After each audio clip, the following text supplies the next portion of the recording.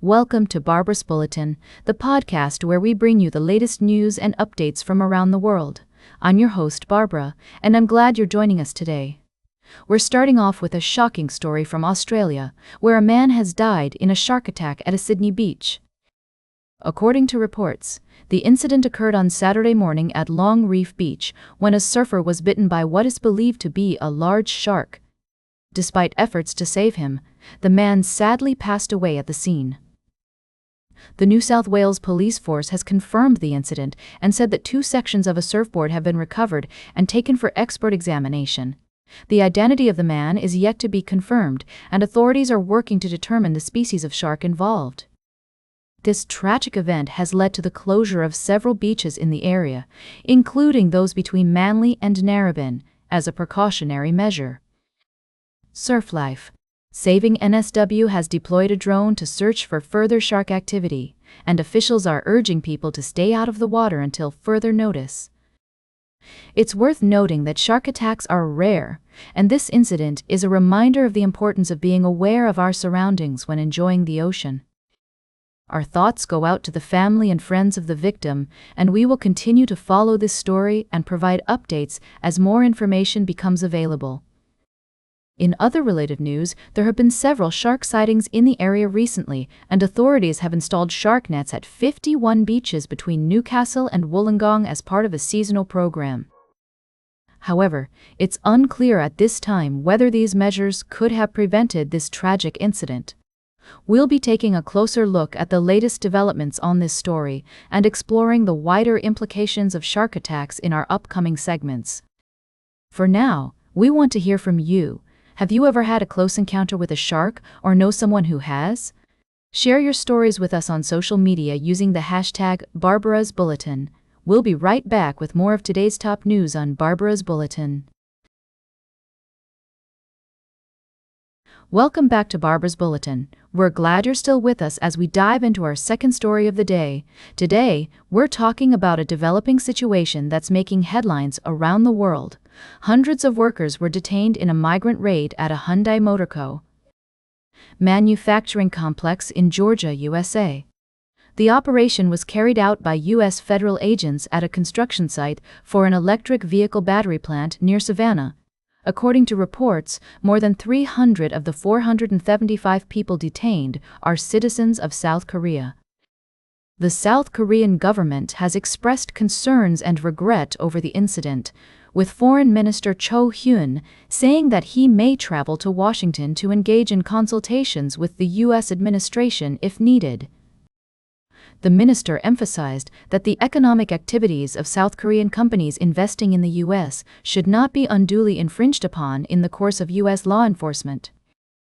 This raid is part of a broader push by the Trump administration, which has promised the largest deportation campaign in U.S. history. It's also worth noting that South Korea has been emerging as a major investor in the U.S., with a recent trade deal including a $300 billion fund to help Korean companies enter the U.S. market. We want to provide some context here. The raid was conducted at HLGA Battery Co., a joint venture between Hyundai and LG Energy Solution, Limited. The plant is intended to supply Hyundai's new electric vehicle production hub, which is a key part of Georgia Governor Brian Kemp's economic development strategy. It's a complex issue with many different perspectives, and we'll continue to follow this story as it develops. For now, we want to hear from you. What are your thoughts on this migrant raid and its implications for international relations and business? Share your comments with us on social media using the hashtag Barbaras Bulletin. Stay tuned for our final story of the day, right here on Barbaras Bulletin. Welcome back to Barbaras Bulletin. I'm your host, Barbara. As we wrap up today's show, we're taking a look at some of the latest developments from around the world. From the United States to Japan and Afghanistan, there are several key stories that have caught our attention. Firstly, in the U.S., President Donald Trump has signed an executive order offering tariff exemptions to trading partners who strike deals on industrial exports such as nickel, gold, and other metals, as well as pharmaceutical compounds and chemicals. This move is seen as part of Trump's efforts to reorder the global trading system and cut U.S. trade deficits. We'll be keeping a close eye on how this develops and what it means for international trade. Meanwhile, in Japan, the ruling Liberal Democratic Party is moving towards calling an early leadership election, which could lead to the departure of Prime Minister Shigeru Ishiba. This comes as recent polls paint a bleak picture for Ishiba's chances of avoiding an early leadership contest. We'll be following this story closely and bringing you updates on any developments.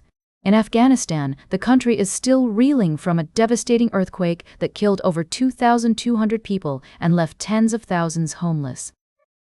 Despite the severity of the situation, the U.S. has yet to approve any help, and it's unclear if they plan to provide assistance at all. This lack of response has raised questions about the U.S.'s role in global disaster relief, particularly given the recent closure of the U.S. Agency for International Development.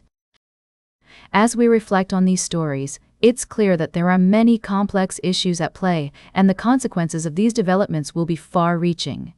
At Barbaras Bulletin, we're committed to bringing you balanced and unbiased reporting, helping you stay informed about the world around you. That's all for today's Barbaras Bulletin. Remember to like, share, and subscribe, and until next time, stay engaged.